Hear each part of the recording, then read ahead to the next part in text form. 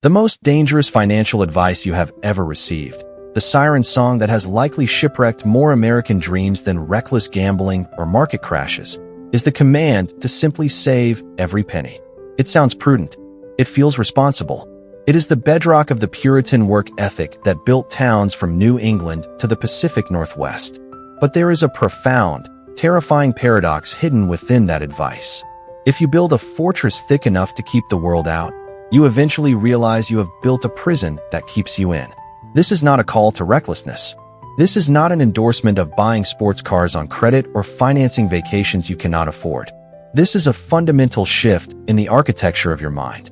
We are conditioned to believe that the path to wealth is a linear accumulation of unspent coins, a hoarding of resources against a winter that we are told is always coming.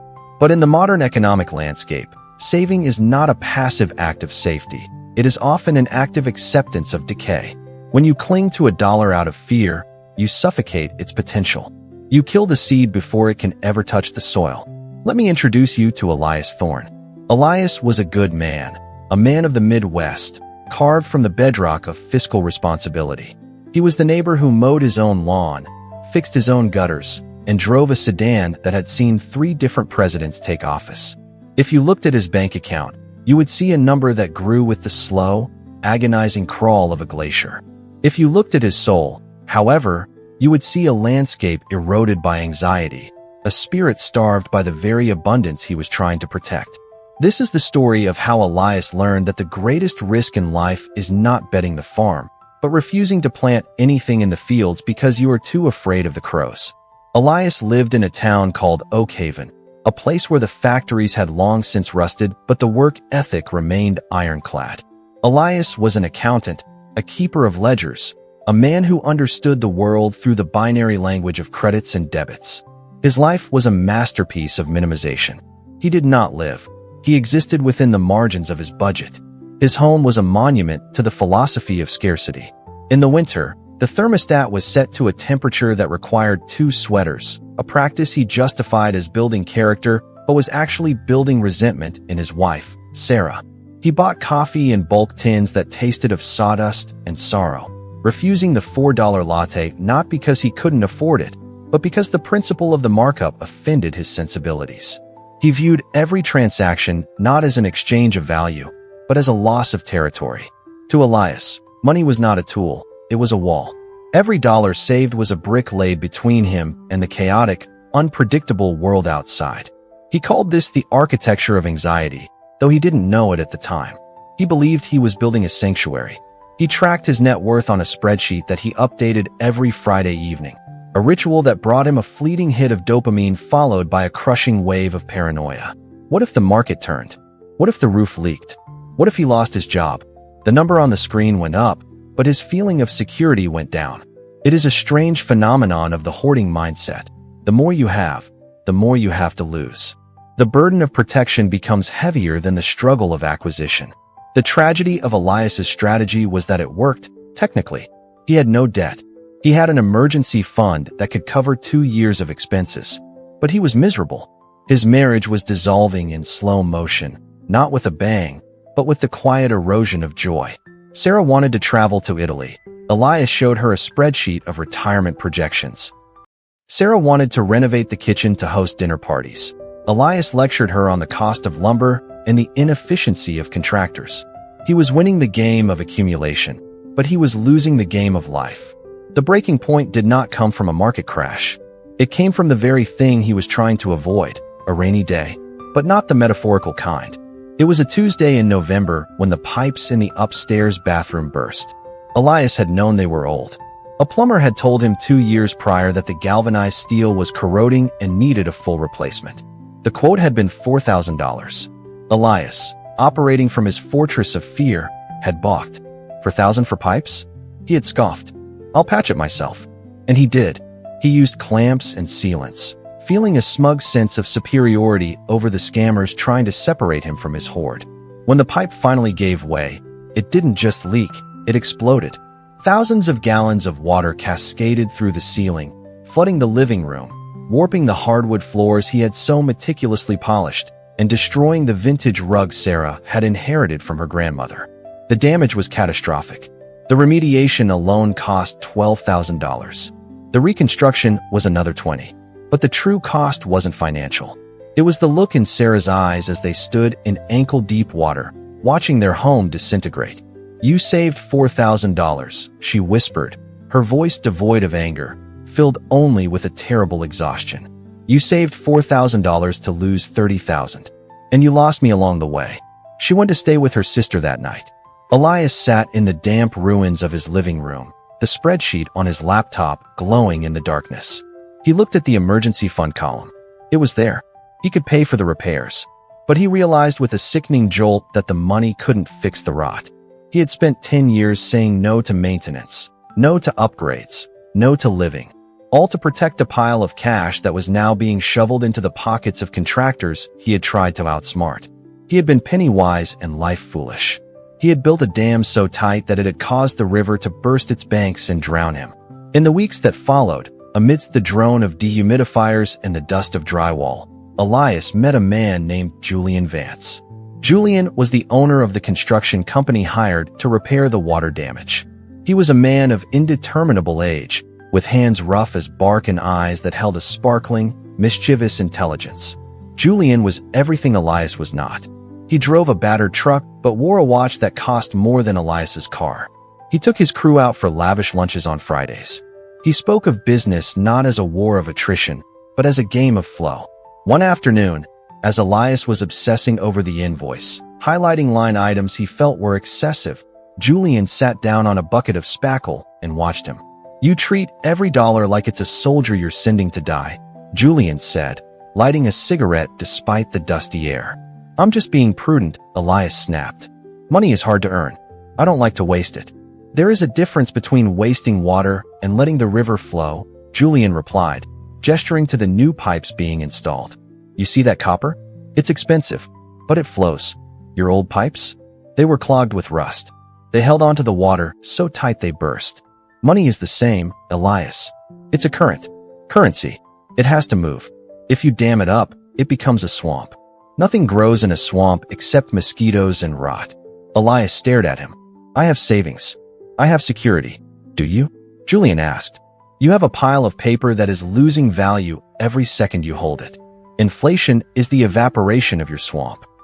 While you sit on that cash, terrified to spend it on a new roof or a business idea or a trip with your wife, the world is getting more expensive. You are running backwards on a treadmill, thinking you're standing still.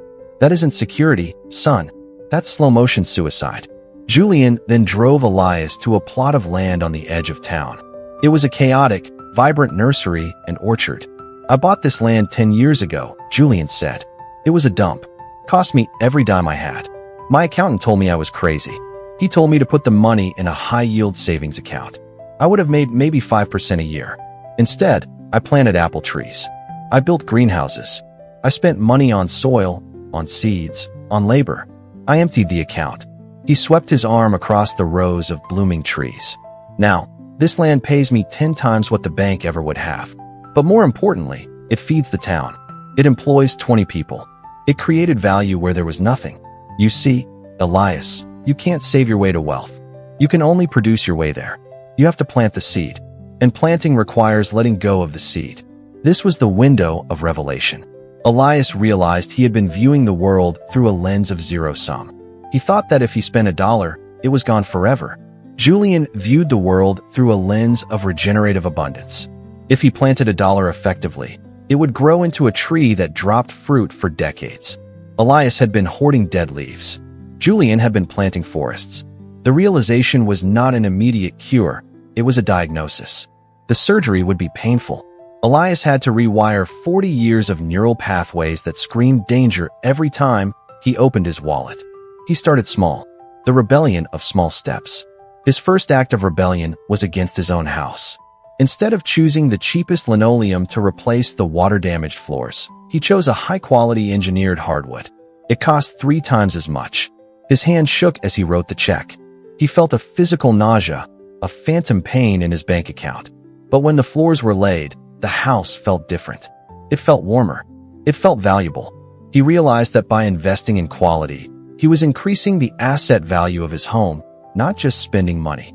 He wasn't losing cash. He was converting it into a more durable form of wealth. But the real shift happened with his time. Elias had always tinkered with woodworking in his garage, a hobby he kept cheap, using scrap wood and dull tools. He had always wanted to build custom furniture, but told himself it was impractical and risky. One Saturday, he took $5,000 from his precious emergency fund. The spreadsheet screamed at him. The ghost of his father whispered that he was being reckless. Elias drove to a supplier and bought high-grade walnut and maple. He bought a professional-grade planer and a high-end table saw. He stood in his garage, surrounded by thousands of dollars of equipment and material. The fear was suffocating. What if I fail? What if nobody buys it? I just set $5,000 on fire. He channeled that fear into the wood. He worked with a focus he had never possessed in his accounting cubicle. He wasn't trying to finish quickly to save time. He was trying to create value. He built a dining table, solid, heavy, with joinery that locked together like a handshake. He listed it online, not for the cost of materials plus 10%, his old safe pricing model, but for what it was actually worth, $3,000. A week passed. Silence. The voice of anxiety returned, mocking him. See, you're a fool. You should have kept the money in the bank. Then, a local interior designer called. She came to see the table. She ran her hand over the grain, looked at the dovetail joints, and nodded. I'll take it, she said. And I need 4 more for a bistro opening downtown. Can you do that? Elias stared at the check in his hand. $3,000. He still had the tools. He still had leftover wood. He had converted $5,000 of static cash into a product, sold it, recouped a chunk of the cost, and secured a contract for $12,000 more. The math hit him like a thunderclap. In the bank, his $5,000 earned $100 a year in interest. In the garage, that same $5,000, combined with his skill and courage, had generated a 200% return in a month. He wasn't saving money anymore. He was farming it. The transition from saver to builder is not just about economics. It is about identity. Elias began to walk differently. The hunch of the hoarder, the posture of a man protecting his chest from a blow, relaxed into the open stance of a man ready to work. He reinvested everything. This is the scaling and shift phase. A saver gets a windfall and hides it. A builder gets a profit and feeds it back into the machine. Elias hired a young apprentice, a kid named Marcus who had raw talent but no direction. In the old days, Elias would have seen an employee as a liability, a drain on resources. Now, he saw Marcus as leverage. Marcus allowed Elias to build 3 tables a week instead of 1. The business, Thorn and Grain, began to grow. But the profound change was in Elias's relationship with the community. When he was a hoarder, he was invisible. He contributed nothing, bought nothing, risked nothing. Now, he was a node in the local economy. He bought lumber from the local mill, helping them stay open. He hired local drivers to deliver. He paid Marcus a good wage, which Marcus spent at the local diner. Elias saw the money flowing out of his hands, and for the first time, he didn't see it as loss. He saw it as irrigation. He was watering the garden of his community, and in return, the garden was feeding him. Sarah returned. She didn't come back because he was rich. The business was still young and cash poor because of the reinvestment. She came back because he was alive. The gray, fearful man who counted tea bags was gone. In his place was a man who smelled of sawdust and spoke of the future with a fire in his eyes. You changed, she said one evening, running her hand over a prototype chair. I stopped building walls, Elias replied, looking at her. And I started building tables. Walls separate us. Tables bring us together. He realized that true wealth was not the number on the spreadsheet. It was the capacity to generate. If the bank crashed tomorrow and wiped out his accounts, the old Elias would have been destroyed. The new Elias would simply pick up his tools, call his contacts, and build his way back. He had internalized his security. He was no longer dependent on the pile of gold. He was the goose that laid the eggs. This brings us to the philosophy of security, the lesson that Elias's journey offers to us all. We must dismantle the 3 pillars of the old way of thinking: hoarding, stagnation, and fear. First, we must understand that safety is not static. Safety is dynamic. A ship in the harbor is safe, but that is not what ships are built for. And eventually, even in the harbor, the hull will rot. True safety comes from maneuverability, from the ability to navigate the open ocean. In finance, this means that having skills, multiple income streams, and the courage to invest is far safer than having a single job and a savings account. The saver is fragile. One blow cracks the shell. The investor, the entrepreneur, the creator is anti-fragile. They learn, adapt, and grow from stress. Second, we must embrace the paradox of generosity. The hoarder thinks, if I give, I have less. The builder understands, if I give value, I receive wealth. You cannot get rich by keeping your money. You get rich by providing something that others need. Elias became wealthy not by keeping his wood, but by transforming it and giving it to the world. The market rewards contribution, not retention. Third, we must redefine freedom. The old definition of financial freedom is having enough money to do nothing. That is a graveyard definition. True freedom is having the resources and the autonomy to do meaningful work. It is the freedom to take risks, to create, to fail and recover. Elias was not working less than before, he was working harder. But he was free because he was the author of his own labor, not a slave to his fear of poverty. The ultimate failure of saving is that it assumes the future will be exactly like the past, only more expensive. It assumes you are helpless against the tides of the economy, so your only hope is to build a raft of dollar bills and pray. But you are not helpless. You are a creator. As we stand at the end of Elias's story, look at your own hands. Look at your own bank statements. Are you building a fortress, or are you planting a garden? There is a seduction in the safety of the savings account. It whispers to you that if you just sit still, if you just consume less, if you just deny yourself and your family the joys of the present, you will be rewarded in some distant, golden future. But that future is a mirage. By the time you reach it, you will be too old, too tired, and too set in your ways to enjoy it. And the inflation of life, both financial and emotional, will have eroded the value of everything you saved. Do not let your life be a ledger of expenses avoided. Let it be a portfolio of investments made.